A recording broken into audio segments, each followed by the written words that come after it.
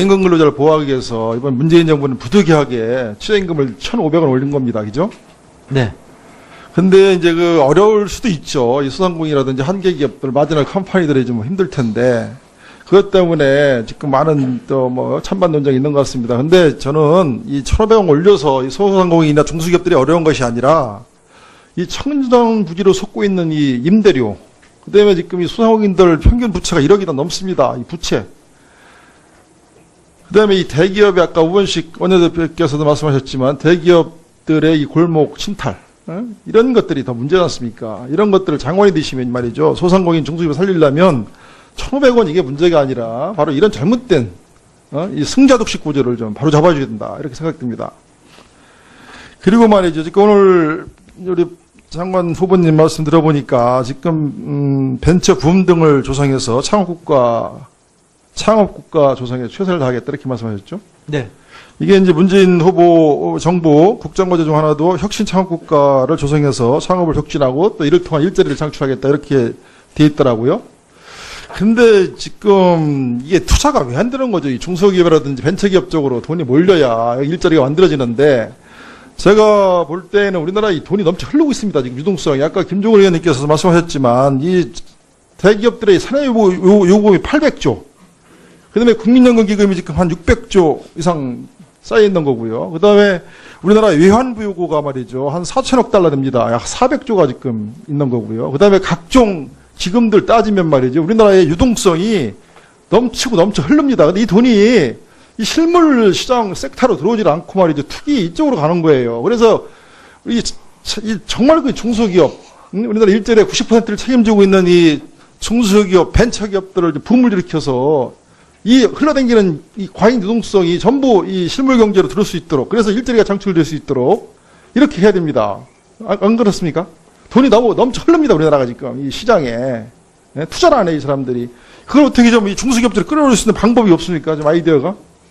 네, 저희가 지금 일단 생각하는 것은 말씀하신 대로 이 넘치는 이 자금을 이 코스닥 시장으로 유도하는 것이 굉장히 중요하다고 생각을 하고요.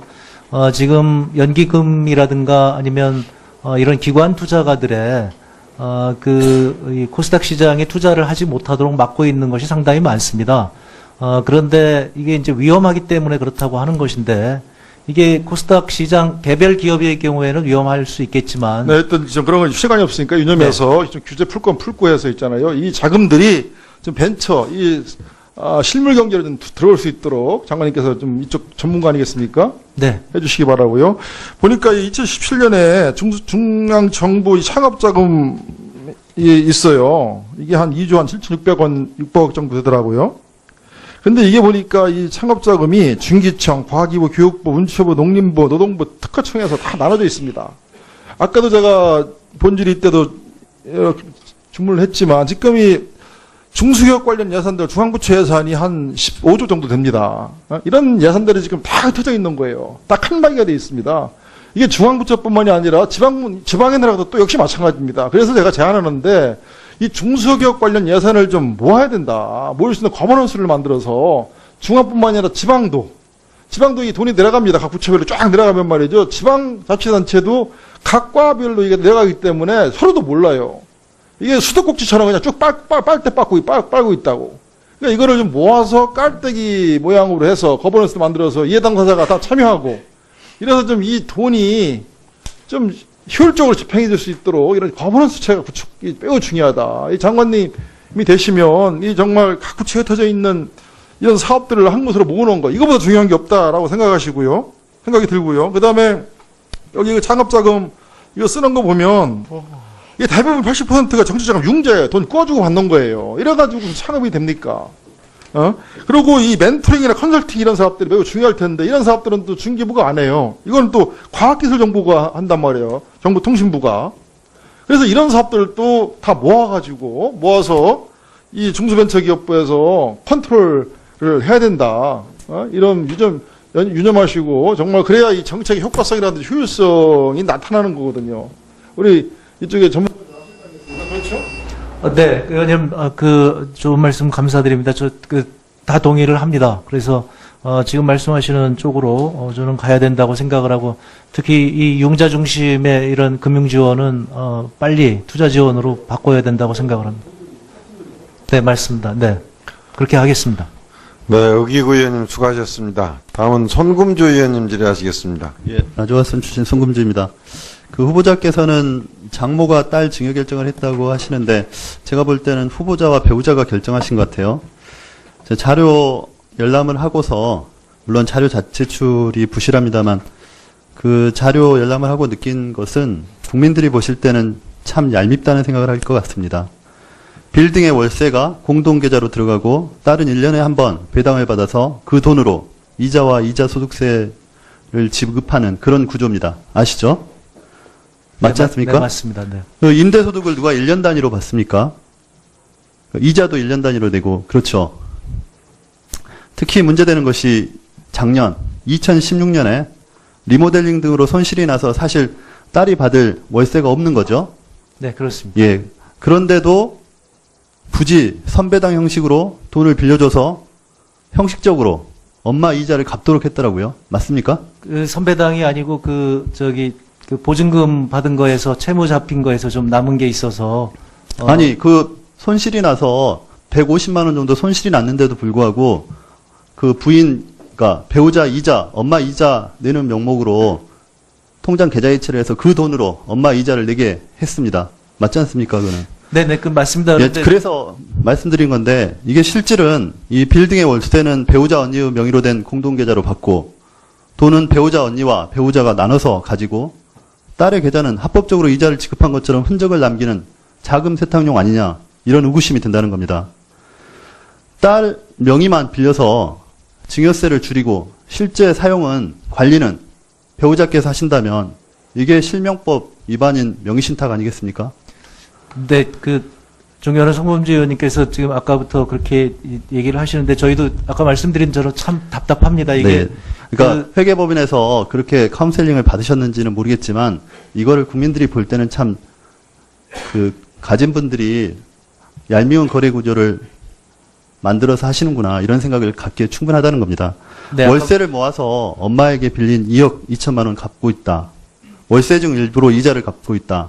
이런 거는 실제로 보면 친척들한테 세뱃돈 받은 돈 엄마가 집에 가서 준다고 가져가가지고 돌려주지 않는 그런 거나 마찬가지 아니냐 이런 생각이 드는 겁니다. 그래서 결국 불법 증여를 통해서 세금 덜 내고 시간이 흘러서 딸이 성인이 되면 엄마한테 빌린 돈은 다 정리해주는 그런 구조로 보이는데 어떻습니까? 네, 의원님 말씀대로 저희도 답답합니다, 지금. 그래서 처음에 저희 취지는 교육적인 목적으로 딸이 성년이 되기까지에는 소득을 갖지 않는 게 좋겠다는 취지에서 회계법인에서 이렇게 처리를 했는데 이게 굉장히 복잡하고 지금 매년 이걸 회계 정리를 해야 되고 회계법인에서는 그러니까 이런 구조까지 하면서 이 거래를 만들어 놓은 이유가 뭐냐 저는 그런 생각이 들더라고요. 그래서 배우자의 역할이 굉장히 컸겠구나. 실질적으로 배우자가 관리하는 재산이구나. 그래서 명의신탁 얘기도 나온 겁니다. 명의신탁이 성립한다고 하면 증여 자체는 성립이 안 되는 거죠. 불법 증여가 되는 네, 겁니다. 절대 그렇지 않습니다. 이것은 네. 예, 알겠습니다. 네. 한 가지 더 질의드리겠습니다. 지금 복합 쇼핑몰 규제 문제가 있지 않습니까? 네. 이 규제 자체에 대해서는 후보자께서 동의하시는 걸로 제가 알고 있는데 맞죠? 네, 맞습니다. 네, 중기부에서 온 답변이 있습니다. 문제 제기한 부분은 복합 쇼핑몰 내에 있는 소상공인들에 대한 보호 문제를 제가 지적을 했는데 중기부에서 답변 온 걸 보니까 복합 쇼핑몰 브랜드 파워를 빌어서 가게를 운영하면서 얻은 수익이 있기 때문에 감수할 수 있는 수준이라고 생각한다. 이렇게 얘기를 했어요. 중기부에서. 그러니까 그 소상공인들에 대한 보호 문제는 그렇게 깊이 검토를 안 하는 것 같습니다. 이 답변에 대해서 후보자도 동의하십니까? 그런 문제가 있는데 저희가 지금 복합 쇼핑몰 규제는 지금 진입 규제를 주로 얘기를 하고 있습니다. 그래서 아니, 지금 진입 규제 문제는 논의가 되고 있는 것이고 이제 영업 규제에 대한 부분입니다. 그러니까 월 2회 이상 휴업을 하도록 강제하는 영업 규제에 대해서 지금 문제 제기가 된 부분이고 이 부분에 대해서 이 소상공인들에 대해서는 어떻게 하실 겁니까? 장관 후보자께서는. 네, 맞습니다. 그런 부분이 있는데요. 지금 이 문제는 주변 상인들에 대한 피해가 크기 때문에 사로 상생을 하자는 거 아니겠습니까? 사실상은 지금 이제 상호 간의 그러니까 상생 제가 쇼핑몰, 백화점 등에 대해서 규제하는 것, 검토 필요하다는 것을 부인하는 것이 아니고, 그렇지만 그 유통시설 내에 있는 소상공인에 대해서 이 중기부의 답변처럼 당연히 그 사람들은 감수해야 된다. 이런 견지로 가는 것이 적절하냐에 대한 질문입니다. 그 소상공인들도 저희 지원 대상이기 때문에 의원님 말씀하신 거 유념해서 살펴보도록 하겠습니다. 저희가 그분들에게 따로 지원할 방법이 있는지를 고민해 보도록 하겠습니다. 충고 아주 감사드립니다. 네, 송금주 의원 수고하셨습니다. 다음은 정유섭 의원님 질의하시겠습니다. 예, 그 언론에서 그 문재인 정부 인사들을 캠코더 인사라고 하는데요. 그 홍종학 후보자는 딱 여기에 맞네요. 캠프 출신이고 코드도 맞으시고 더불어민주당 국회의원도 하셨고, 그래서 아마 다른 캠코더 이런 분들은 거의 예외 없이 임명을 하셨거든요. 그래서 아무리 저희 야당이 반대를 해도 임명하실 것 같다, 그런 말씀 드리면서 오늘 저희 경제가 상당히 문제가 많아요. 여당 의원님들 말씀하셨듯이 빈부의 양극화가 심하고 또 일자리는 없고 또 청년들 실업도 없고 경제는 성장은 정체되어 있습니다. 이 통계를 보면 우리나라 중소기업 5년 생존율이 30%고 자영업자는 5년 생존율이 16%입니다. 무슨 얘기냐? 거의 다 망한다는 얘기죠. 그러니까 이분들이 자영업을 창업하면 안 되는데 거의 84%가 망하는데도 무모하게 들어와요. 왜? 일자리가 없으니까 이거라도 한번 해보려고. 그럼 일자리를 늘려야 되는데 그 방법론상에서 민주당하고 저희하고 생각이 다른 것 같습니다. 민주당은 인위적으로 가계소득을 늘리는 소득주도 성장을 해서 이렇게 선순환을 하자 하는 거고, 저희는 일자리 창출을 기업의 관점에서 보자. 기업이 일자리나 분배나 복지의 창출 주체가 될 수 있도록 그런 기업에 대한 이해가 좀 문재인 정부가 부족한 거 아니냐. 너무 지금 모든 정책이 세계 각국이 보면 어떻게 하면 기업들이 들어오게 할까 하는 그 고민하에서 모든 정책을 피는데, 우리 지금 현 정권은 기업을 지금 자꾸 쫓아내는 거 아니냐. 기업들의 투자 의욕을 자꾸 저하시키는 거 아니냐. 그럼으로 인해서 도리어 일자리가 생겨나기 어려운 거 아니냐. 그런 말씀을 드립니다. 저희가 기업하기 좋은 나라가 뭐냐 해서 옛날에 성공한 개혁이라고 해서 독일의 하르츠 개혁 보면 노동의 유연성을 보장하는 개혁을 했습니다. 사회 안전망 재구축도 했고 재정 개혁을 했고요.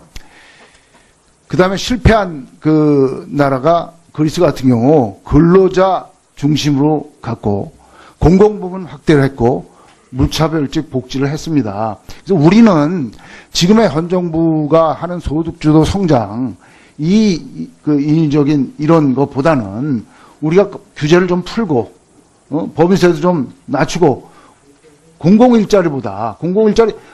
늘려봐요. 국민들 불편합니다. 공무원 느는 만큼 그만큼 규제가 늘어나가지고 정부 간섭이 세져가지고 시장 경제를 좌우하는 거예요. 그래서 저희는 그런 문제점을 지적하는 것이고, 인위적으로 자꾸 정부가 옆에서 비정규직을 정기적으로 돌려라, 또 근로시간 단축도 해야 되겠죠. 그러나 그 노동의 생산성도 높이면서 해야 되는데, 그 근로자가 노동의 생산성을 높일 수 있도록 강성노조도 양보를 해야죠. 그런 거 안 하잖아요. 제가 말씀드리고 싶은 거는 장관 후보자 입장에서 규제 완화하고 작은 정부하고 노동 유연성이 보장되고 법인세 인하되는 곳에 기업가가 투자하겠습니까? 아니면 큰 정부를 지향하고 규제가 점점 많아지고 강성노조가 설치고, 저희가 후보자가 말씀하시는 재벌에 대해서는 문제점이 많죠. 재벌에 대해서는 문제점이 많아요. 그 재벌의 문제점을 개선을 해야 되겠죠. 동반 성장할 수 있도록 중소기업하고. 그러나 대기업하고 재벌하고는 다른 거 아니에요? 중소기업이 빨리 커서 중견기업 되고, 중견기업이 빨리 커서 대기업이 될 수 있도록 우리가 도와줘야지, 대기업이라고 해서 악은 아닙니다. 대기업이 많이 지금 아까 저 김병관 의원님 말씀하셨듯이 미국에선 대기업의 고용률이 52%가 넘잖아요. 우리는 12%고. 그럼 대기업이 많아져서 그 고용을 많이 하면 이 자영업자들, 무모하게 창업하는 자영업자들이 줄어들 거 아닙니까? 저희가 규제를 좀 완화하자고 하는 것, 예를 들어서 서비스 산업 발전법, 기본법 하자. 그 다음에 규제 프리 전법 빨리 통과시켜달라고 하는 게, 또 수도권 규제도 좀 완화하자 하는 게 청년들 일자리를 좀 만들자는 겁니다. 기업들한테 좀 투자할 수 있는 의욕을 생기게 해야 된다. 그런 측면에서 중소기업부가 혁신성장을 하셔야 됩니다. 앞으로 이 관점, 기업들의 투자력을 일으키는 데 좀 관심을 기울여달라 말씀드리고 싶습니다. 네, 그 정연한 정혜섭 의원님 그 말씀에 저는 뭐 상당한 일리가 있다고 생각을 합니다. 많은 부분에 공감하는 부분도 있고요. 근데 이제 저의 입장에서 본다면 우리나라가 그동안 혁신 능력이 많이 떨어져 있다는 겁니다. 그래서 중소기업도 그렇고 우리 대기업도 그렇고, 그래서 이 혁신 능력을 높이는 차원에서 노동자들 한 명 한 명이 기술을 습득을 해야 되는데, 이런 저임금 그다음에 비정규직 노동자들이 기술을 습득할 수 있겠느냐?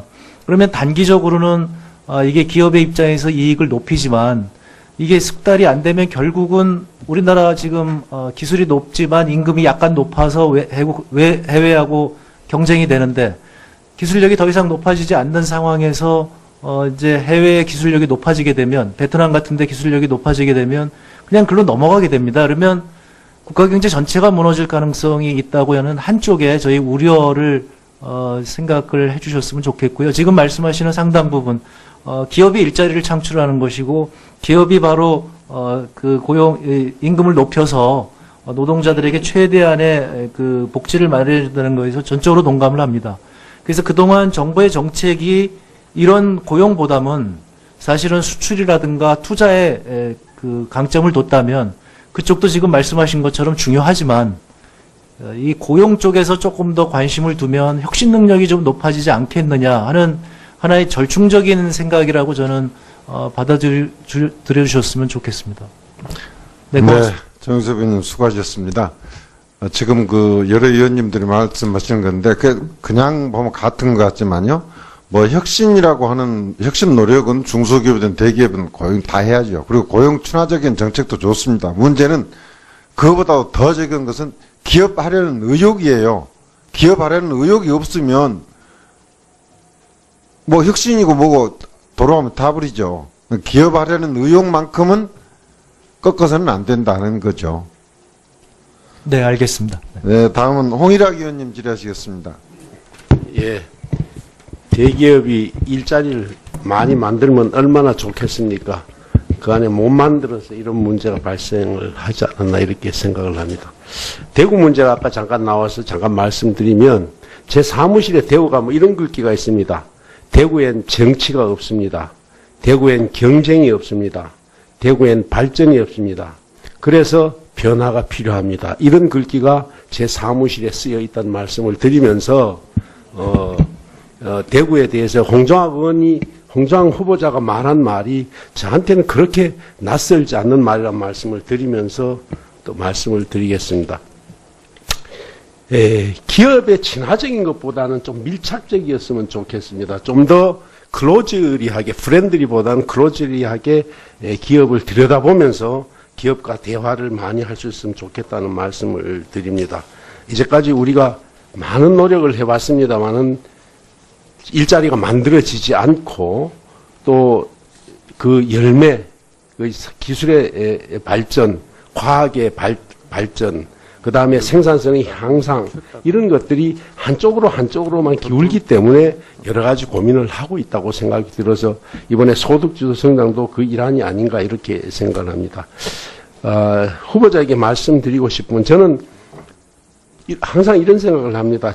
중소기업은 행복하고 벤처기업은 좀 신명났으면 좋겠다 이런 말씀을 드리면서 벤처기업 시장 생태계에 대해서 말씀을 드리고 싶은데, 어떻든 후보자가 장관이 되시면 좀 M&A 중간 회수 시장을 조금 활성화시키는 방안을 마련해 주셨으면 좋겠다는 말씀 드리고, 이 회수 시장이 활성화되면 기술 탈취 문제가 많이 적어질 거라고 생각이 듭니다. 그리고 지금 현재 우리는 어떤 생각 분위기인가 하면 대기업들은 개발된 그야말로 이른바 개발된 어떤 기술을 인수할 생각은 안 하고 어떻게든 카피캣 뺏겨서 어떻게 써볼까 이런 생각을 하고 창업가 기술 개발한 사람은 이 기술을 평생 내 것으로 해야 되겠다는 그런 어떤 인식을 가지고 있는 것 같아요. 그래서 여러 가지 이 M&A 시장에서는 이리 발전이 안 되고 활성화가 안 되고 여러 가지 문제가 발생하는 것 같아서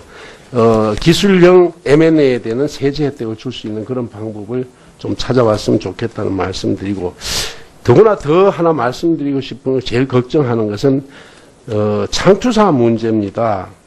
우리나라 벤처 투자가 지금 하는 주식회사형 벤처 캐피탈이 일반적인데 지금 우리 문재인 정부에서 모태펀드를 해서 지금 굉장히 느려서 추경에 8,600억을 했고 향후 3년간 10조 원에 상당한 금액을 모태펀드를 통해서 조성해서 일자리 창출과 혁신 성장을 한다고 하는데 이게 주식형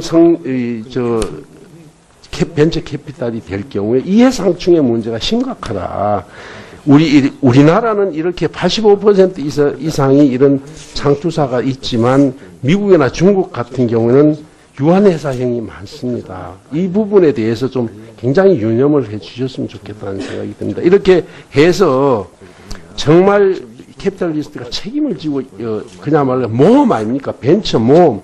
이 자금 자체가 그야말로 리스크를 가지고 운용할 수 있도록 해야 되는데 그렇지 않을 경우에는 정말 주주의 이익만 대변하는 자본이 될 경우에 일어날 수 있는 여러 가지 문제들에 대해서 장관이 되시면 살펴봐 주셔서 TF를 구성해서라도 이제까지 발생했던 여러 가지 문제들을 한번 파악해서 더 좋은 방법을 찾아낼 수 있는 좀 방법이 필요하다 이런 생각이 합니다. 우리가 혁신이라 그러면 안 하던 것을 해야 됩니다.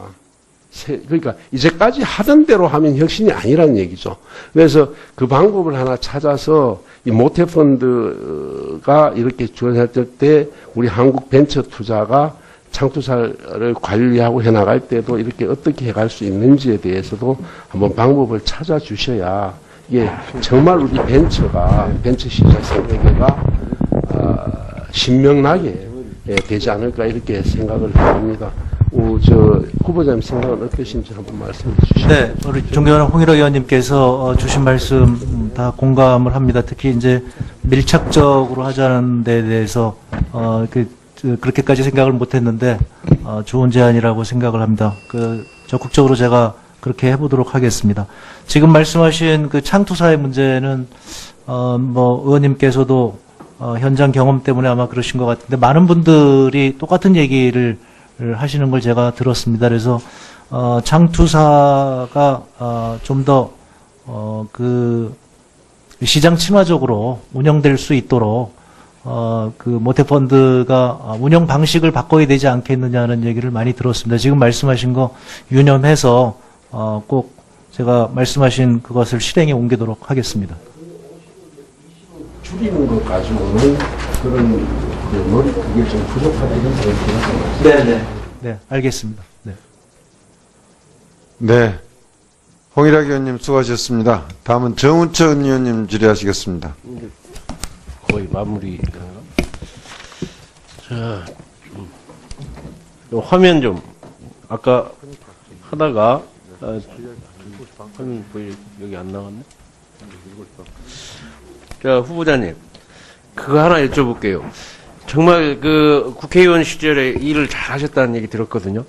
40명을 보좌관, 비서관 교체하는 게 평균 1년 임기를 채우지 못한 분들이 많은데, 그렇게 많은 분들을 바꾼 이유가 뭐였어요? 아닙니다. 아까 제가 해명을 드렸는데 사실이 아니고요. 아니, 인턴만 해도 17명이 들었더라고요. 그러니까 하여튼, 네. 4년 동안에 1년 임기가 안 되는 거 아니에요? 아닙니다. 그러니까 그게 지금 40명이 네. 내부 승진에서 3차례 승진을 한 게 다 3명으로 잡혀 있습니다. 그러니까 그거 다 빼면 몇 명 정도 돼요? 네, 그리고 또 이제 거기에서 나간 사람 중에 좋은 자리로 찾아 나간 그 보좌관들, 비서관들 그러니까 있지 않겠습니까? 제가 그걸 타달려놓은 게 아니고 제가 일 잘하기 위해서 그렇게 한 거 아니에요? 적재적소 제대로 능력 있는 사람 잘 뽑아서 일 잘하시려고. 저는 지금 의원님들 말씀하셔서 지난번에 언론 보도에 나왔는데 저는 그 잘못된 그 보도라고 얘기를 들었고요. 의원님들 말씀하셔서 돌아보는데 전혀 그런 생각을 못했고 예. 저희 같이 일했던 보좌관 비서관들이 지금 다 잘 돼서 좋은 자리에 가 그러니까. 있습니다. 그래서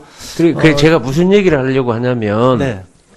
그게 다 일장일단이 있어요. 뭐 4년간 계속 4년간 있던 것도 중요하고 또 1년 그렇게 하시는 게 나쁘다는 얘기가 아니고 제가 지금 얘기하는 거는 기업이 활성화되고 하려면 노동의 유연성이 꼭 필요합니다. 그렇죠? 노동의 경직성은 생산성에 굉장히 마이너스가 돼요. 기업 경영하는데. 그렇죠? 그래 전 세계에서 기업 경영의 활성화를 위해서는 노동의 유연성이 절실하게 필요한데 지금 그거를 한번 지적해보고 싶어서 장관님 되시면 아마 그 부분에 대해서는 굉장히 노동의 유연성이 절실하게 필요하다는 걸 지금 그 의원직 하면서도 아마 느끼실 것 같은데 어떻게 생각하세요? 이제 저는 이제 동의하는 측면도 있고요. 네. 그다음에 약간 생각이 다른 부분도 있는데요. 그러니까 노동의 유연성이 예를 들면 미국의 실리콘밸리 같은 경우에 유연성이 굉장히 큽니다. 예. 그러면 쉽게 다른 회사로 이직을 하고 이러는데요. 지금 우리나라 그리고 제가 조금 더 얘기할게요. 지금 4차 산업혁명 시대에는 평생 직장이라는 게 거의 없어지고 평생 직업으로 가거든요. 결국은 굉장히 빠르게 돌아가는데 옛날식 수십 년 평생 직장이라는 개념은 지금 많이 사라지고 있어요. 그 시대에 맞게 특히 중소기업인 한계 기업들이 지금 최저임금 올리고 근로시간 단축하고 이렇게 일테면 근로시간 또 하나 있죠. 정규직화 제로화. 네. 이러니까 모든 게 지금 비용이 늘어나고 있잖아요. 네. 이게 요 문제 해결하는 건 노동의 유연성하고 최저임금 문제도 지금 제가 보니까 지금 다른 나라들 이렇게 비교해 보면 숙식비 같은 게 다 포함되잖아요. 영국, 일본, 캐나다, 미국 다 봐도 숙식비 상여금 포함돼 있거든요. 네. 왜 우리는 포함이 안 되니까 외국인 50만 명이 와서 일하는데 그분들은 거의 숙식을 하니까 역차별이 된단 말이야. 한 30만 원 정도. 그러니까 외국에 나가는 외국인들 더 좋은 일을 시키는 꼴이 되거든요. 외국인 노동자. 그러면 숙식비도 월급에 포함시켜가지고 그러한 유연성을 좀 가져와야 된다. 그거 동의하시죠? 네, 그건 아까 존경하는 김경수 의원님께서도 언급을 하신 것 같고요. 예. 그래서 지금 정부에서도 그런 것에 대해서는 심도 깊은 논의를 하고 있는 것으로 알고 있습니다. 법안도 만들 생각이니까 네. 장관께서 그거에 대해서 장관 되시면 또 세 번째 하나 더 얘기해 드릴게요. 네. 어쨌든 아까 우리 이제 위원장님도 말씀하셨는데 지금 기업의 조그만 기업들, 중소기업들이요. 지금 기업가 정신이 사업하기 싫대요. 어떻게 행안할지를 모르겠대요. 내년에 어쨌든 16조 원의 최저임금 때문에 올라가지 않습니까? 그 부담 기업들이 다 안아야 되거든요. 대기업들은 그 부담이 훨씬 적어요, 오히려. 중소기업들이 부담을 크게 안는데, 그래서 기업가 정신을 키우는 그런 혼이 있는 그러한 거를 장관 되시면 해주셔야 될 테고, 세 번째는 지금 현재 생산성 올리는 가장 좋은 게 지금 스마트 공장 보급 확대거든요. 네. 스마트 보급에 스마트 공장을 계속 제가 이렇게 돌아다녀 보니까 뭐 생산성, 불량률, 원가, 납기 엄청 좋아져서 지금 만들고 있는데 거기에 대해 예산이 많이 확대가 안 되고 있어요. 그래서 그 스마트 공장에 대해서 깊이 있게 관심을 갖고 이게 봐주시기 바랍니다. 네, 의원님 좋은 말씀 감사드리고요. 뭐 대체적으로 상당 부분 동의를 합니다. 그래서 기업가 정신을 높이는 것이 우리 뭐 저뿐만이 아니라 우리 정부의 장관들이 해야 될 일이라고 생각을 합니다. 그리고 지금 말씀하신 스마트 공장 이 부분이 지금 기초적인 부분에 머무르고 있는데 적극적으로 확대를 해서 이제 대상도 넓히고 그리고 좀 더 심화된 그런 그 기술들이 적용되도록 하겠습니다. 좀 한 30만 개의 회사가 있는데 제가 보기에 꼭 해야 할 때가 한 7만 개 되는데 현재 2,800개 정도가 됐어요. 한 회사에 한 5천만 원 정도 지원하면 굉장히 큰 효과가 나오고 일자리도 확대되고 심지어는 외국 ICT 융합으로 하다 보니까 오히려 시간 단위로 생산성을 확인할 수가 있고 하니까 외국인 근로자는 오히려 국내 여성들이 직접 시간 단위로 파트타임으로 가서 일할 수 있도록 하고 해서 국내 일자리가 많이 확대되는 것 같습니다. 알겠습니다. 기회가 되면 의원님께 나중에 이 좋은 의견을 또 이렇게 경청하도록 하겠습니다. 네, 정운천 의원님 수고하셨습니다. 보충 질의 마지막 순서입니다. 유동수 의원님 질의하시겠습니다. 예, 후보자님 고생 많으십니다. 저는 역설적으로 대기업이 바로 서야지 중소기업이 바로 선다 이렇게 생각합니다. 그래서 대기업과 중소기업이 상생협력, 보완 발전하기를 진심으로 바랍니다. 후보자님도 그렇게 생각하시죠? 네, 그렇습니다. 제가 인천도시공사에서 한 40개월 정도 상인감사로 일을 했습니다. 근데 제가 회계사 출신인데요. 인천도시공사를 업무를 정확하게 히스토리까지 파악하는데 거의 한 1년 정도 걸렸던 것 같습니다. 그리고 그 다음에 그 직원들을 파악하는 데는 왜냐하면 그 사람의 그 특질들을 파악하기 때문에 한 2년 정도 걸려야지 조직을 인사를 할 수 있을 정도로 알게 됐습니다.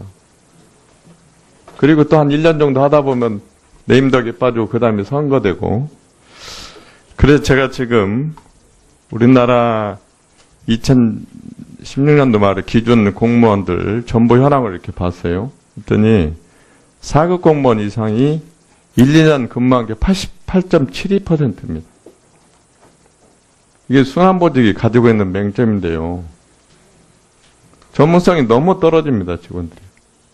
저 국회의원 하기 전에는 중앙공무원들은 좀 다를 줄 알았습니다.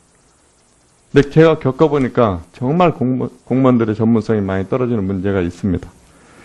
그래서 올해 인사혁신처에서 올 3월부터 6개 부처에 대해서 전문직 공무원 인사 규정을 만들어 시범 실시하고 있는데 우리 중소벤처기업부는 빠져 있습니다. 이 문제를 포함해서 국무위원이 되시면 우리나라 인사혁신 시스템을 좀 바꿀 필요가 있다. 이제는 부정부패 문제도 중요하지만 공무원의 전문성을 기르는 문제도 굉장히 중요하다고 이렇게 생각을 합니다. 또 하나 새 정부의 핵심 과제 중에서요. 공공부문 비정규직 고용 대책과 관련해서 상시 지속 생명 안전 업무 종사자를 정규직 고용 원칙으로 하고 있지 않습니까? 네, 그렇습니다.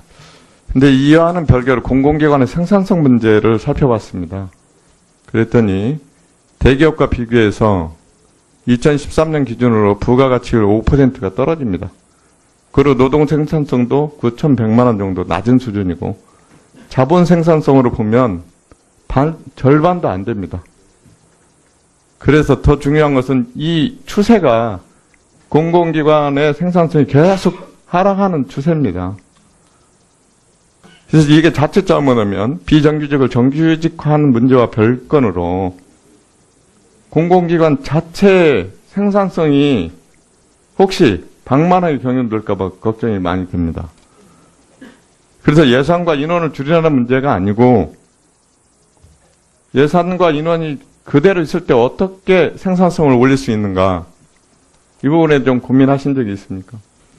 네, 저는 기본적으로 말씀드린 대로 우리 공공기관이 그전과는 달리 서비스 기관으로 나와야 된다고 생각합니다. 그리고 그것에 대해서 성과 측정이 돼야 된다고 생각을 합니다. 좋습니다. 네. 그런 부분에 후보자님께서 중요하게 생각하는 부분에 가중치를 높여서 좀 더 생산성이 높은 조직으로 발전하기를 빌겠습니다. 네, 그렇게 하겠습니다. 그리고 마지막으로 글로벌 금융위기에 은행들이 이 건전성, BIS 비율이 높아지고 경기 불안정성 강화로 해서 중소기업 대출 비중이 점점 줄고 있습니다. 2006년도에 91%인데 2016년도에 78.5%로 줄었습니다. 그리고 중소기업 금융 중에서 정책자금 비중이 17.1%로 점점 올라가고 있어요. 그래서 이 은행의 중소기업에 대한 보수적인 대출 행태가 공적 신용 보증 등 정책 자금으로 메꿔지고 있는, 보완되고 있는 이런 형태입니다. 그래서 이 재정적 측면으로 보나 금융시장의 발전적 측면으로나 굉장히 바람직하지 않는 방향으로 우리가 가고 있다. 그래서 해법으로 제가 독일 등 유럽에서 발달한 합성 유동화 제도, 이 합성 유동화 제도를 한번 연구해 보셔가지고 우리나라 금융 시스템에 꼭 도입되기를 바랍니다. 이상입니다.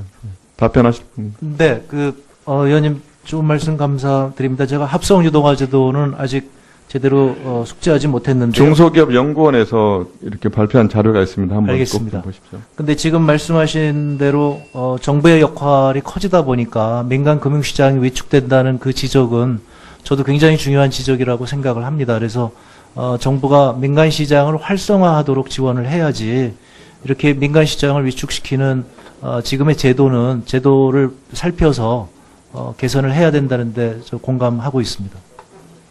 네, 유동수 의원님 수고하셨습니다. 정부의 생산성에 대한 유동수 의원님 지적에 대해서 저 위원장도 굉장히 공감을 하는데요. 제가 이 산자부하고 중소기업부 공직자들 상대를 하면서 깜짝 놀랐어요. 아까 공무원의 자세는 그 서비스 정신을 가져야 하지만 중앙부처는 역시 정책 부서로서의 제 역할을 제대로 해야 하는데 제가 어떤 그 좀 내용을 파악하고 싶어서 관계자들 오면 꼭 관련 연구원이나 뭐 협회 사람들하고 같이 와요.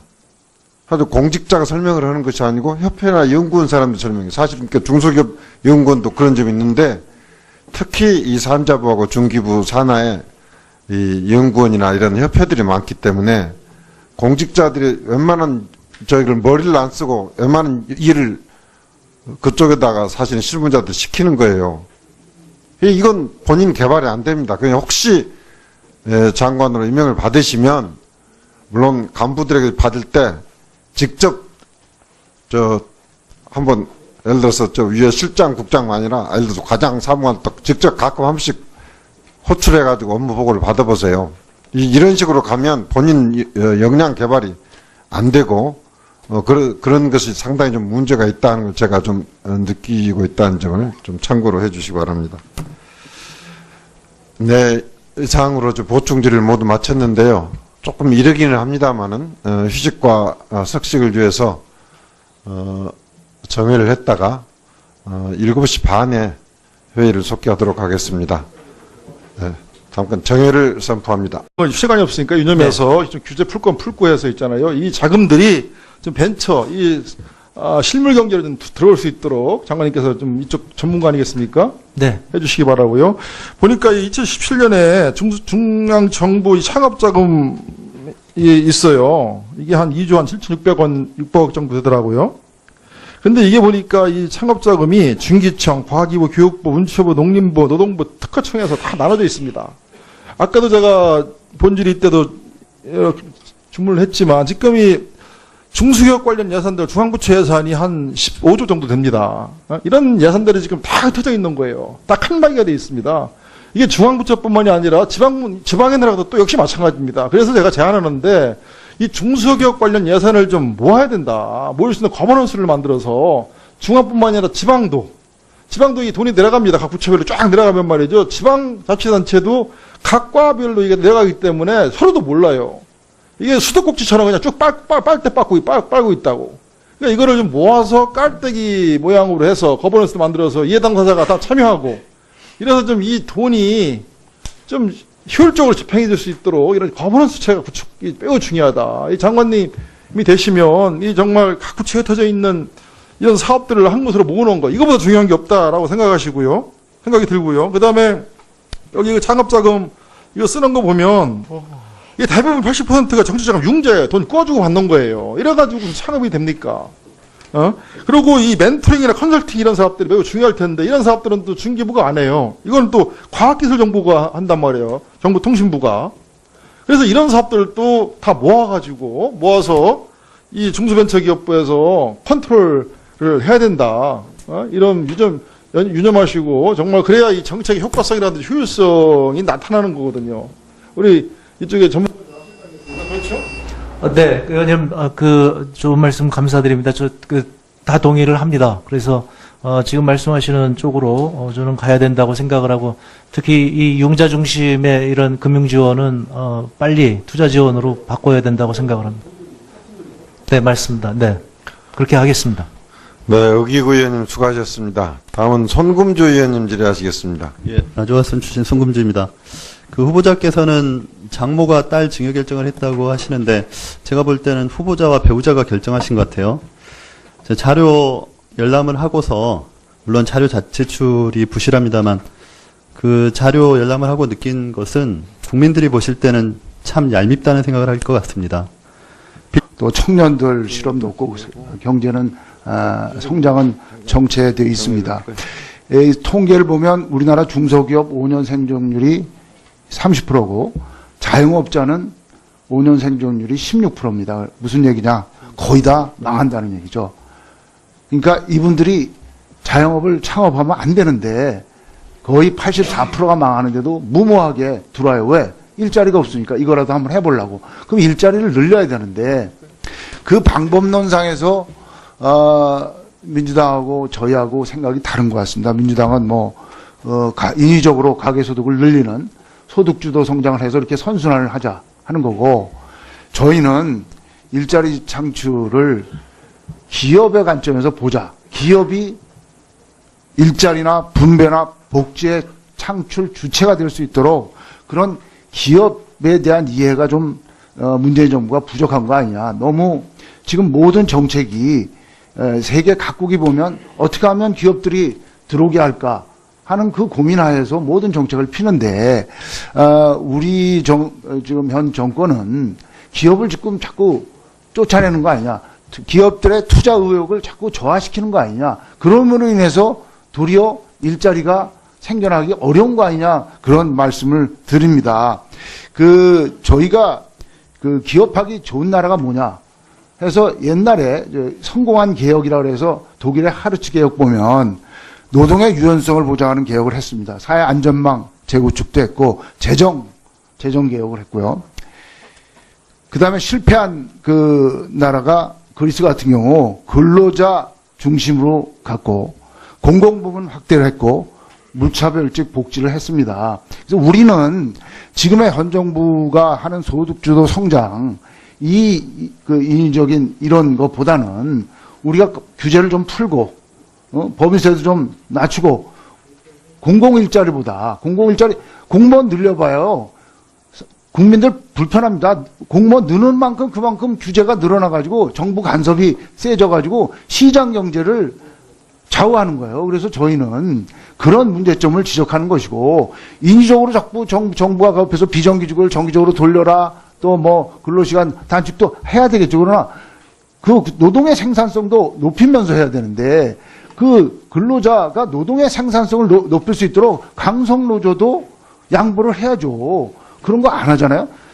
제가 말씀드리고 싶은 거는 장관 후보자 입장에서 임금 근로자를 보호하기 위해서 이번 문재인 정부는 부득이하게 최저임금을 1,500원 올린 겁니다. 그죠? 네. 근데 이제 어려울 수도 있죠. 이 소상공인이라든지 한계 기업들, 마지막 컴퍼니들이 좀 힘들 텐데 그것 때문에 지금 많은 찬반 논쟁이 있는 것 같습니다. 근데 저는 이 1,500원 올려서 이 소상공인이나 중소기업들이 어려운 것이 아니라 이 청정 부지로 속고 있는 이 임대료, 그 다음에 지금 이 소상공인들 평균 부채가 1억이 넘습니다. 이 부채. 그 다음에 이 대기업이 아까 우원식 원내대표께서도 말씀하셨지만 대기업들의 이 골목 침탈, 이런 것들이 더 문제지 않습니까? 이런 것들을 장관이 되시면 말이죠. 소상공인 중소기업을 살리려면 1,500원 이게 문제가 아니라 바로 이런 잘못된 이 승자독식 구조를 좀 바로 잡아줘야 된다. 이렇게 생각됩니다. 그리고 말이죠. 지금 오늘 우리 장관 후보님 말씀 들어보니까 지금 벤처 붐 등을 조성해서 창업국가 조성에 최선을 다하겠다 이렇게 말씀하셨죠? 네. 이게 이제 문재인 후보 정부 국정과제 중 하나도 혁신 창업국가를 조성해서 창업을 촉진하고 또 이를 통한 일자리를 창출하겠다 이렇게 돼 있더라고요. 근데 지금 이게 투자가 왜 안 되는 거죠? 이 중소기업이라든지 벤처기업 쪽으로 돈이 몰려야 일자리가 만들어지는데, 제가 볼 때는 우리나라 이 돈이 넘쳐 흐르고 있습니다. 지금 유동성이. 아까 김종을 의원님께서 말씀하셨지만, 이 대기업들의 사내요금이 800조, 그 다음에 국민연금기금이 지금 한 600조 이상 쌓여 있는 거고요. 그 다음에 우리나라 외환부요고가 말이죠. 한 4천억 달러 됩니다. 약 400조가 지금 있는 거고요. 그 다음에 각종 기금들 따지면 말이죠. 우리나라의 유동성이 넘치고 넘쳐 흐릅니다. 근데 이 돈이 이 실물 시장 섹터로 들어오질 않고 말이죠. 투기 이쪽으로 가는 거예요. 그래서 이 정말 그 중소기업, 우리나라 일자리의 90%를 책임지고 있는 이 중소기업, 벤처기업들을 붐을 일으켜서 이 흘러다니는 이 과잉 유동성이 전부 이 실물 경제로 들어올 수 있도록, 그래서 일자리가 창출될 수 있도록 이렇게 해야 됩니다. 안 그렇습니까? 돈이 너무 넘쳐 흐릅니다. 우리나라가 지금 이 시장에. 예? 투자를 안 해, 이 사람들이. 그걸 어떻게 좀 이 중소기업들을 끌어올릴 수 있는 방법이 없습니까? 좀 아이디어가? 네, 저희가 지금 일단 생각하는 것은 말씀하신 대로 이 넘치는 이 자금을 이 코스닥 시장으로 유도하는 것이 굉장히 중요하다고 생각을 하고요. 지금 연기금이라든가 아니면 이런 기관 투자가들의 이 코스닥 시장에 투자를 하지 못하도록 막고 있는 것이 상당히 많습니다. 그런데 이게 이제 위험하기 때문에 그렇다고 하는 것인데, 이게 코스닥 시장 개별 기업의 경우에는 위험할 수 있겠지만, 네, 일단 좀 그런 관리하는 재산이구나. 그래서 명의신탁 얘기도 나온 겁니다. 명의신탁이 성립한다고 하면 증여 자체는 성립이 안 되는 거죠. 불법 증여가 되는 네, 겁니다. 절대 그렇지 않습니다. 이것은 예, 알겠습니다. 네. 한 가지 더 질의드리겠습니다. 지금 복합 쇼핑몰 규제 문제가 있지 않습니까? 네. 이 규제 자체에 대해서는 후보자께서 동의하시는 걸로 제가 알고 있는데 맞죠? 네, 맞습니다. 네, 중기부에서 온 답변이 있습니다. 문제 제기한 부분은 복합 쇼핑몰 내에 있는 소상공인들에 대한 보호 문제를 제가 지적을 했는데, 중기부에서 답변 온 걸 보니까 복합 쇼핑몰 브랜드 파워를 빌어서 가게를 운영하면서 얻은 수익이 있기 때문에 감수할 수 있는 수준이라고 생각한다. 이렇게 얘기를 했어요. 중기부에서. 그러니까 그 소상공인들에 대한 보호 문제는 그렇게 깊이 검토를 안 하는 것 같습니다. 이 답변에 대해서 후보자도 동의하십니까? 그런 문제가 있는데, 저희가 지금 복합 쇼핑몰 규제는 지금 진입 규제를 주로 얘기를 하고 있습니다. 그래서 지금 진입 규제 문제는 논의가 되고 있는 것이고, 이제 영업 규제에 대한 부분입니다. 그러니까 월 2회 이상 휴업을 하도록 강제하는 영업 규제에 대해서 지금 문제 제기가 된 부분이고, 이 부분에 대해서 이 소상공인들에 대해서는 어떻게 하실 겁니까? 장관 후보자께서는. 네, 맞습니다. 그런 부분이 있는데요. 지금 이 문제는 주변 상인들에 대한 피해가 크기 때문에 서로 상생을 하자는 거 아니겠습니까? 사실상은 지금 이제 상호 간의 상생. 그러니까 제가 쇼핑몰, 백화점 등에 대해서 규제하는 것, 검토 필요하다는 것을 부인하는 것이 아니고, 그렇지만 그 유통시설 내에 있는 소상공인에 대해서 이 중기부의 답변처럼 당연히 그 사람들은 감수해야 된다. 이런 견지로 가는 것이 적절하냐에 대한 질문입니다. 그 소상공인들도 저희 지원 대상이기 때문에 의원님 말씀하신 거 유념해서 살펴보도록 하겠습니다. 저희가 그분들에게 따로 지원할 방법이 있는지를 고민해 보도록 하겠습니다. 충고 아주 감사드립니다. 네, 송금주 의원 수고하셨습니다. 다음은 정유섭 의원님 질의하시겠습니다. 예, 언론에서 문재인 정부 인사들을 캠코더 인사라고 하는데요.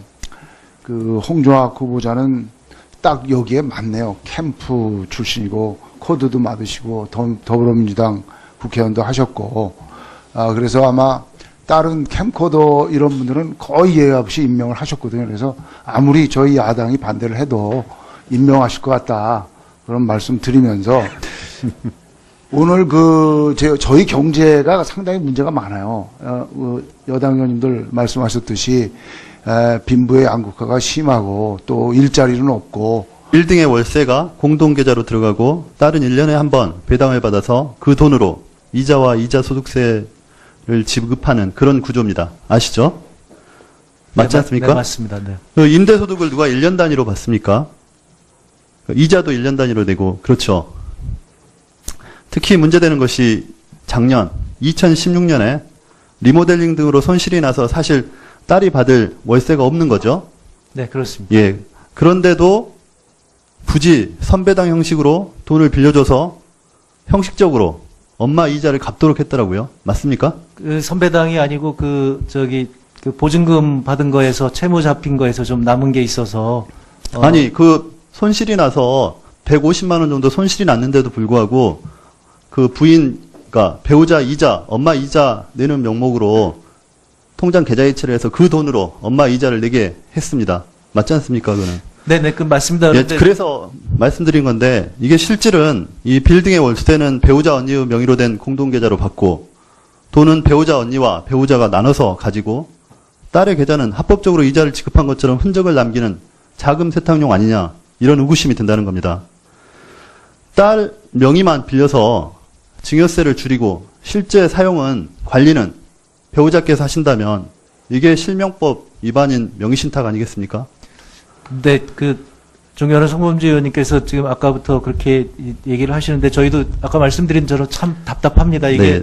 그러니까 회계법인에서 그렇게 카운셀링을 받으셨는지는 모르겠지만 이거를 국민들이 볼 때는 참 그 가진 분들이 얄미운 거래 구조를 만들어서 하시는구나 이런 생각을 갖기에 충분하다는 겁니다. 네, 아까- 월세를 모아서 엄마에게 빌린 2억 2천만 원 갚고 있다. 월세 중 일부로 이자를 갚고 있다. 이런 거는 실제로 보면 친척들한테 세뱃돈 받은 돈 엄마가 집에 가서 준다고 가져가가지고 돌려주지 않는 그런 거나 마찬가지 아니냐 이런 생각이 드는 겁니다. 그래서 결국 불법 증여를 통해서 세금 덜 내고 시간이 흘러서 딸이 성인이 되면 엄마한테 빌린 돈은 다 정리해주는 그런 구조로 보이는데 어떻습니까? 네, 그 의원님 말씀대로 저희도 답답합니다 지금. 그래서 처음에 저희 취지는 교육적인 목적으로 딸이 성년이 되기까지에는 소득을 갖지 않는 게 좋겠다는 취지에서 회계법인에서 이렇게 처리를 했는데 이게 그 굉장히 복잡하고 지금 매년 이걸 회계 정리를 해야 되고 회계법인에서는 그러니까 이런 구조까지 하면서 이 거래를 만들어 놓은 이유가 뭐냐 저는 그런 생각이 들더라고요. 그래서 배우자의 역할이 굉장히 컸겠구나. 실질적으로 배우자